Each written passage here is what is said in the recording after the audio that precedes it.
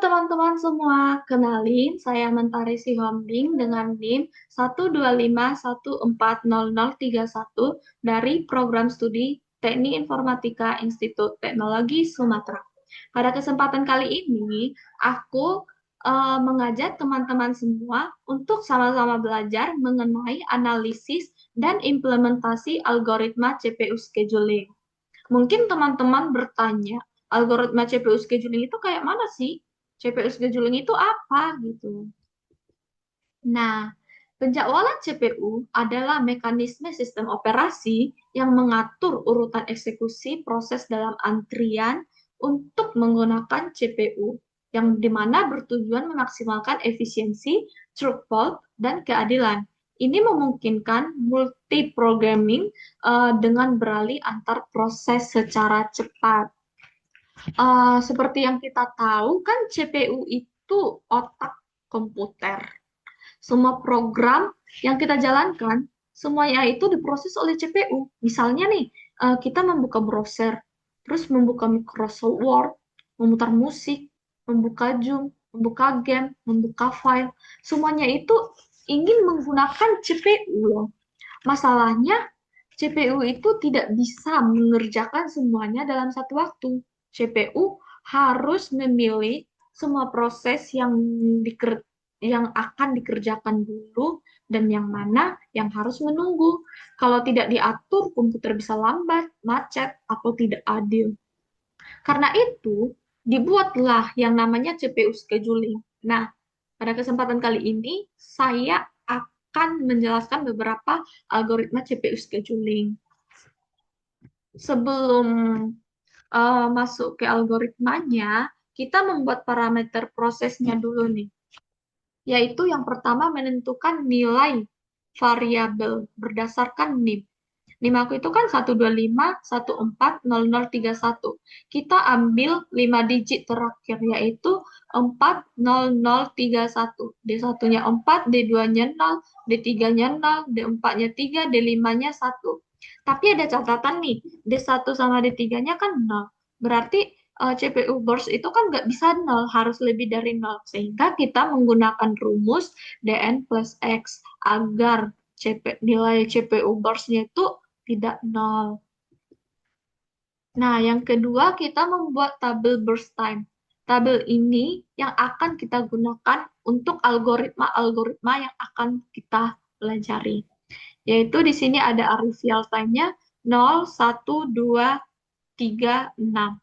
CPU burst-nya itu kita menghitungnya menggunakan rumus yang tadi, Dn plus X. Berarti 4 plus 1 sama dengan 5, 0 plus 2 sama dengan 2, 0 plus 3 sama dengan 3, 3 plus 1 sama dengan 4, 1 plus 2 sama dengan 3. Nah, kita masuk ke algoritma yang pertama nih, algoritma FIFO. Di mana algoritma FIFO ini siapa datang duluan, dilayani duluan. Algoritma FIFO ini yang datang duluan, ya dikerjakan duluan. Proses yang pertama masuk akan dijalankan pertama. Cara kerjanya itu kayak gini. Semua proses masuk ke antrian. CPU akan mengambil proses paling depan. Proses dijalankan sampai selesai. Setelah selesai, lanjut ke proses berikutnya. Algoritma Vivo ini tidak melihat proses cepat atau lambatnya loh. Yang penting siapa duluan datang, dia dilayani gitu. Contohnya nih kita di warung. Kalau kita datang duluan, kita dilayani duluan. Walaupun kita itu beli 50 barang, tapi di belakang kita ada yang beli cuma satu barang, tetap kita yang dilayani gitu kalau algoritma Vivo. Nah, untuk gancapnya gini nih. P1 0 ke 5. Durasinya kan sampai 5. Berarti 0 ke 5. P2-nya 5 ke 7. P3-nya 7 ke 10. P4-nya 10 ke 14. P5-nya 14 ke 17. Intinya algoritma Vivo ini siapa yang datang duluan ya dilayani duluan gitu loh. Untuk runtime-nya yaitu selesai di kurang tiba. P1-nya kan selesai di 5. Tibanya tadi di 0, berarti 5 kurang 0. P2-nya 7 kurang 1 sama dengan 6. P3-nya 10 kurang 2 sama dengan 8, P4-nya 14 dikurang 3 sama dengan 11, P5-nya 17 dikurang 6 sama dengan 11. Untuk respon time-nya, yaitu dijadwalkan dikurang tiba. Tadi kan P1 itu kan dijadwalkan di 0. Tibanya di 0. Berarti dia itu 0 kurang 0 sama dengan 0. P2-nya 5 dikurang 1 sama dengan 4. P3-nya 7 dikurang 2 sama dengan 5. P4-nya 10 kurang 3 sama dengan 7. Dan P5-nya 14 dikurang 6 sama dengan 8. Untuk rata-rata turnaround time-nya 5 plus 6 plus 8 plus 11 plus 11 per 5, yaitu 41 per 5, hasilnya 8,2 milisecond. Untuk rata-rata respon time-nya yaitu 0 plus 4 plus 5 plus 7 plus 8 per 5, yaitu 24 per 5, yaitu 4,8 milisecond. Nah, kita lanjut ke algoritma yang kedua ini. Algoritma SZF, yaitu waktu eksekusi atau burst time paling kecil akan dikerjakan terlebih dahulu. Jadi, proses yang paling cepat selesai dikerjakan dulu, jadi bukan yang datang duluan, tapi yang waktu paling pendek. Cara kerjanya itu gini, CPU melihat semua proses, lalu melihat yang burst time paling kecil. Burst time artinya waktu yang dibutuhkan CPU. Contohnya nih, orang pertama membeli 50 barang, orang kedua membeli satu barang. Berarti kan yang paling cepat itu orang kedua, karena dia membeli satu barang. Kalau di SJF, yang beli satu barang yang dikerjakan duluan gitu. Jadi intinya algoritma SJF itu melihat durasi atau burst time, yakni mana yang paling kecil, yaitu dijalankan duluan. Tuh, kita lihat gancaknya ya. P1, 0 ke 5, P2, 5 ke 7, P3, 7 ke 10, P5, 10 ke 13, P4, 13 ke 17. Kenapa P5 duluan? Kenapa nggak P4? Karena kan P4 tadi, padahal kan P4 tadi duluan loh. Kenapa nggak P5? Ingat teman-teman, burst time yang paling kecil itu yang akan dijalani duluan. Nah, kita lihat nih. Di sini durasinya P4 kan 4, P5 kan 3. Berarti yang paling kecil itu ya P5. Ya udah P5 yang kita jalanin duluan kayak gitu kalau algoritma SJF, teman-teman. Untuk turnaround time-nya sama kayak tadi, selesai dikurang 3. P1-nya kan selesai di 5, dikurang 0. Tibanya di 0, berarti 5 dikurang 0 sama dengan 5. P2-nya 7 dikurang 1 sama dengan 6. P3-nya 10 dikurang 2 sama dengan 8. P4-nya 17 dikurang 3 sama dengan 14. P5-nya 13 dikurang 6 sama dengan 7. Nah, untuk respon time-nya, dijadwalkan dikurang tiba. P1 itu kan dijadwalkan di 0, tibanya juga di 0.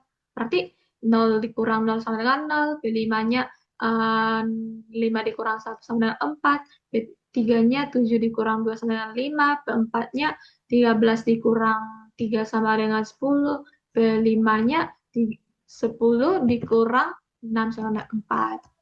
Untuk rata-rata turnaround time-nya yaitu 5 plus 6 plus 8 plus 14 plus 7 per 5, yaitu 40 per 5 sama dengan 8 milisecond.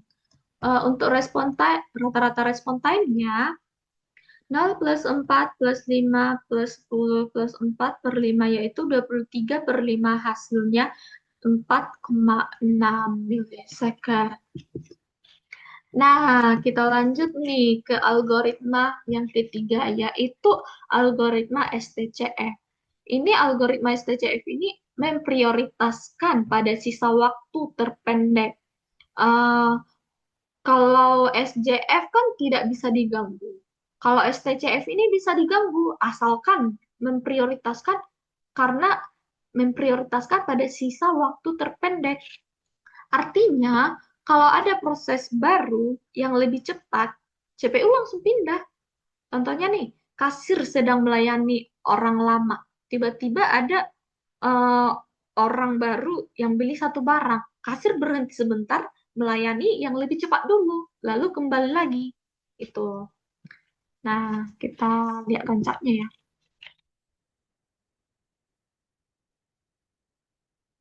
Hmm,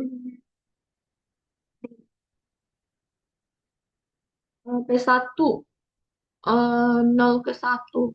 Terus P2, P2-nya 1 ke 3, P3-nya 3 ke 6, P5-nya 6 ke 9, P1-nya kok kembali lagi ke P1 karena tadi kan ada P, P, kenapa nggak P4 dulu di sini di habis P3 ini? Karena kan P3 itu membutuhkan durasinya cuma 3 detik loh. Padahal P4 ini 4 detik. Berarti kita menjalankan yang P3 dulu, baru P, yang P5 dulu, baru ke P1. Kenapa P1 lagi? Karena eh, P1 ini ada tadi sisanya 4. Berarti P1 dulu, terus ke P5 gitu. Terus runtime-nya selesai dikurang tiba. P1-nya kan selesai di 13, dikurang 0, ditibanya di 0, berarti 13 dikurang 0. P2-nya 3 dikurang 1 sama dengan 2. P3-nya 6 dikurang 2 sama dengan 4. P4-nya 17 dikurang 3 sama dengan 14. P5-nya 9 dikurang 6 sama dengan 3. Untuk respon time-nya dijadwalkan dikurang tiba. P1 kan dijadwalkan di 0. Tibanya di 0. Berarti 0 dikurang 0 sama dengan 0. P2-nya 1 dikurang 1 sama dengan 0. P3-nya 3 dikurang 2 sama dengan 1. P4-nya 13 dikurang 3 sama dengan 10. P5-nya 6 dikurang 6 sama dengan 0. Untuk rata-rata turnaround time-nya yaitu 13 plus 2 plus 4 plus 14 plus 3 per 5, yaitu 36 per 5 hasilnya 7,2 milisecond. Untuk rata-rata respon time-nya yaitu 0 plus 0 plus 1 plus 10 plus 0 per 5, yaitu 11 per 5 hasilnya 2,2 milisecond. Nah, lanjut nih algoritma round robin. eh, yang dimana algoritma round robin ini setiap proses dieksekusi maksimal 3 unit. Maksimal key-nya 3 unit.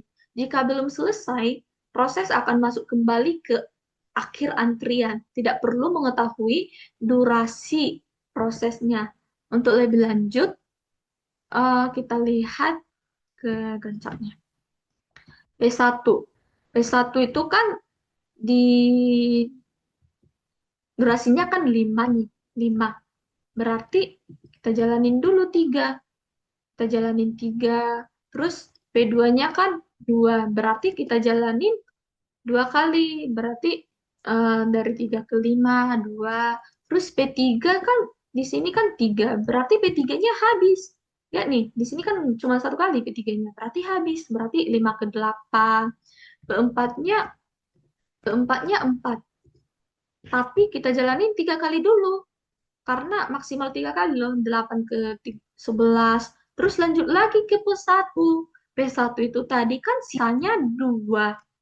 Berarti dari 11 ke 13 gitu. Terus lanjut ke 5. P5. P5-nya kan 13 ke 16. Di sini nih, kok P1 dulu? Kenapa nggak P5 dulu? Karena eh, dia itu proses akan masuk kembali ke antrian mana yang lebih kecil gitu loh. Jadi P5-nya ini 13 ke 16. Terus kan di P4 tadi kan P4 kan 4 nih. Berarti sisa 1 kan. Berarti P4-nya 16 ke 17. Untuk turnaround time-nya yaitu selesai dikurang tiba. P1-nya selesai di 13 dikurang tibanya di 0 berarti 13. P2-nya 5 dikurang 1 sama dengan 4. P3-nya 8 dikurang 2 sama dengan 6, P4-nya 17 dikurang 3 sama dengan 14, P5-nya 16 dikurang 6 sama dengan 10. Untuk respon time-nya, yaitu dijadwalkan dikurang tiba. P1-nya dijadwalkan di 0, tibanya di 0, berarti 0. P2-nya dijadwalkan di 3, dikurang tibanya di 0, berarti 2. P3-nya 5 dikurang 2 sama dengan 3. P4-nya 8 dikurang 3 sama dengan 5. P5-nya 13 dikurang 6 sama dengan 7. Untuk rata-rata runtime-nya yaitu 13 plus 4 plus 6 plus 14 plus 10 sampai per 5, hasilnya 47/5, yaitu 9,4 milisecond. Untuk rata-rata respon time-nya yaitu 0 plus 2 plus 3 plus 5 plus 7 per 5, yaitu 17/5, hasilnya 3,4 milisecond. Nah, untuk semua rata-rata semua algoritma yang kita dapat, yaitu untuk Vivo, runtime Vivo itu 8,2 milisecond, SDF-nya 8 milisecond, STCF 7,2 milisecond, round robin 9,4 milisecond. Untuk respon rata-rata respon time Vivo 4,8 milisecond, SJF 4,6 milisecond, STCF 2,2 milisecond, round robin 3,4 milisecond. Nah, kita akan menganalisis perbandingan. Yang pertama, algoritma mana yang terbaik untuk meminimalkan turnaround time? Jadi, teman-teman, algoritma yang terbaik untuk meminimalkan turnaround time yang kita dapat tadi adalah STCF. Kenapa? Karena selalu menjalankan proses yang memiliki sisa waktu eksekusi yang paling kecil terlebih dahulu.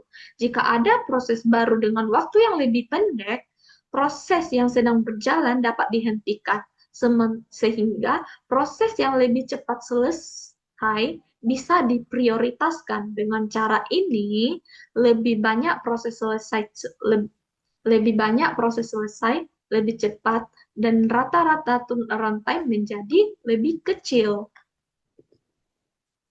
Nah, yang kedua, algoritma mana yang terbaik untuk sistem interaktif?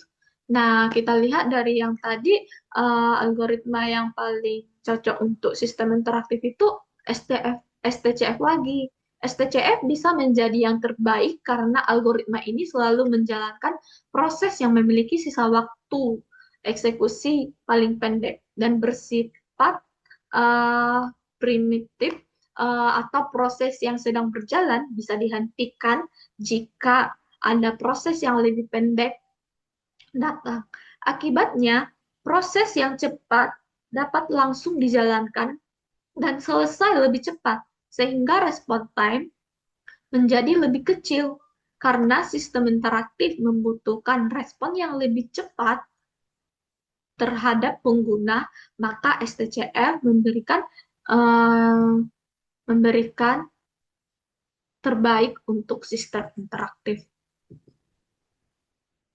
Nah, ini untuk analisis trade-off ada pada algoritma round robin karena memiliki turnaround time paling kecil dan respon time paling kecil juga.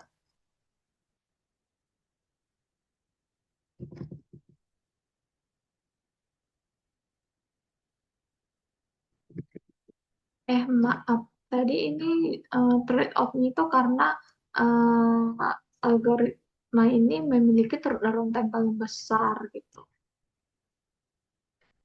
Nah, kita lanjut nih ke desain skema MLFQ. Di desain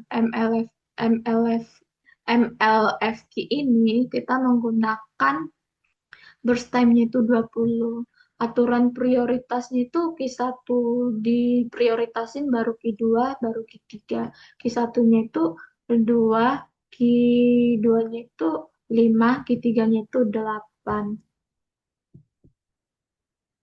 Nah, ini untuk P1. P1-nya itu kan tadi 5 berarti dikurang 3 sama dengan 2 berarti 0 kedua gitu. Kalau untuk P2-nya, di sini 2 berarti kita jalanin 2 kali. Terus untuk P3 di sini 3 berarti kita jalanin 2 kali. Kenapa 2 kali? Karena em, jalanin 2 kali berarti bentar ya.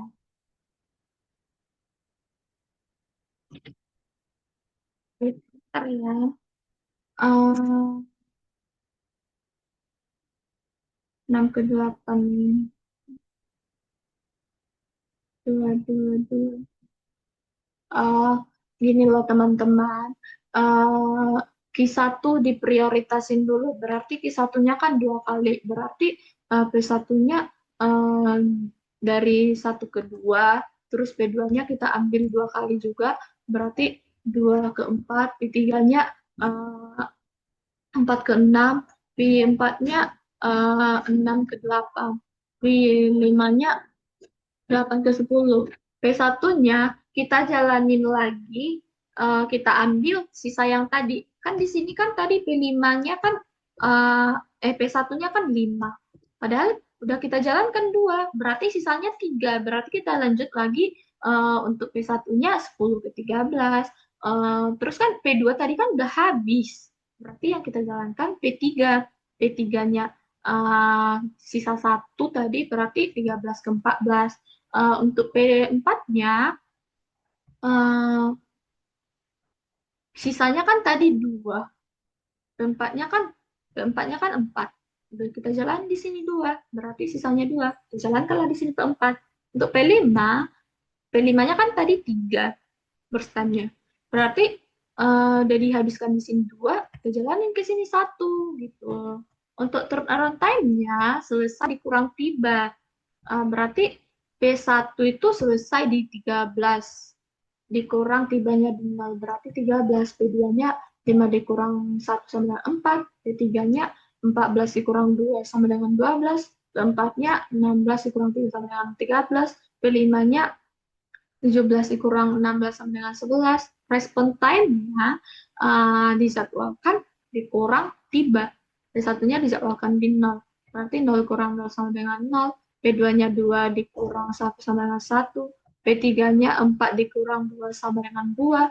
P6, P3, P4-nya 6 dikurang 3 sama dengan 3. P5-nya 8 dikurang 6 sama dengan 2. Untuk rata-rata turnaround time-nya yaitu 13 plus 14 plus 12 plus 13 plus 11 per 5, yaitu 53/5 sama dengan 10,6 milisekan. Untuk respon time-nya yaitu rata-ratanya 0 plus 1 plus 2 plus 3 plus 2 per 5, yaitu 8/5, hasilnya 1,6. Nah, ini nih slide terakhir, kesimpulan. Kesimpulannya, Vivo itu algoritma yang paling sederhana, tapi punya kelemahan. eh, Punya kelemahan kalau ada proses yang panjang di depan, proses pendek di belakang jadi ikut lama nunggu atau bisa disebut juga dengan konvoy efek. Eh, Terus SJF itu bisa buat bikin waktu selesai rata-rata jadi lebih cepat kalau semua proses datang bersamaan. Tapi algoritma ini tidak bisa memotong proses di tengah dan harus tahu dulu berapa lama setiap proses berjalan. Nah, untuk STCF lebih optimal karena bisa memotong proses yang sedang jalan kalau ada proses yang lebih pendek. Tapi tetap harus tahu perkiraan lama prosesnya. Untuk round robin, bagus untuk sistem interaktif karena semua proses dapat giliran cepat atau adil.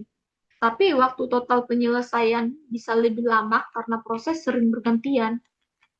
Untuk MLFD lebih fleksibel karena bisa menyesuaikan sendiri tanpa harus tahu lama proses, cocok untuk sistem interaktif, respon cepat, dan bisa mencegah proses menunggu terlalu lama. Itu teman-teman. Jadi teman-teman, sekian dari hasil eh, pembahasan saya tentang analisis dan implementasi. Jika ada kesalahan kata atau perilaku yang ada di video ini, saya mohon maaf. Sekian dari saya.